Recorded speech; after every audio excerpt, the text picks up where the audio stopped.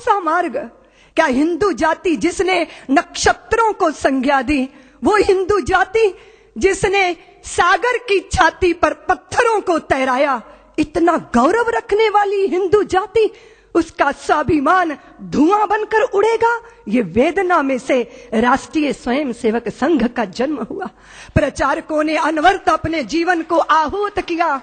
एक प्रश्न पैदा हुआ कि जिस हिंदू ने नभ में जाकर नक्षत्रों को दी है संज्ञा, जिसने हिमगिर का वक्ष चीर भू को दी है पावन गंगा, जिसने सागर की छाती पर पाषाणों को तैराया है, हर वर्तमान की पीड़ा को हर जिसने इतिहास बनाया है, जिसके आर्यों ने घोष किया कृणवंतो विश्वमार्यम का, जिसका गौरव कम कर न सकी रावण की स्वर्णमयी लंका, जिसके यज्ञों का एक हव्य 100 पुत्रों का जनक रहा, जिसके आंगन में भयाक्रांत धनपति बरसाता कनक रहा, जिसके पावन बलिष्ठ तन की रचना तन दे दधीची ने की, राघव ने बन बन भटक भटक जिस तन में प्राण प्रतिष्ठा की, जौहर कुंडों में कूद कूद सतियों ने जिसे दिया सत्व, गुरुओं गुरुपुत्रों ने जिसमें चिरबलिदानी भर दिया तत्व, और शाश्वत हिंदू जीवन क्या स्मरणीय मात्र रह जाएगा?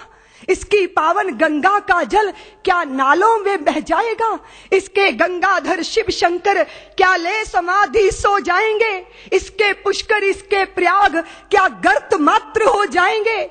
यदि तुम ऐसा नहीं चाहते तो फिर तुमको जगना होगा, हिंदू राष्ट्र का बिगुल बजाकर दानव दल को दलना होगा। इस वेदना में से, इस पीड़ा में से, मां भारती के लुटते स्वाभिमान और बिखरती अस्मिता की वेदना में से राष्ट्रीय स्वयंसेवक संघ का प्रादुर्भाव हुआ। फिर एक एक दीपक जले, तिल तिल करके अपने आप को मां भारती के चरणों में आहूत करते रहे।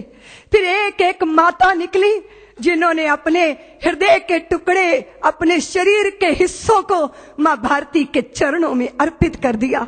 फिर विद्यावती की वह परंपरा जीवंत हुई जहां भगत सिंहों को जन्म देने वाले, और फिर उसके बाद भगत सिंहों को फांसी के फंदों पर झूलते देखकर आंखों से आंसू बरसाने वाली माताओं की आंखों के आंसू देखकर लोगों ने संदेह व्यक्त किया।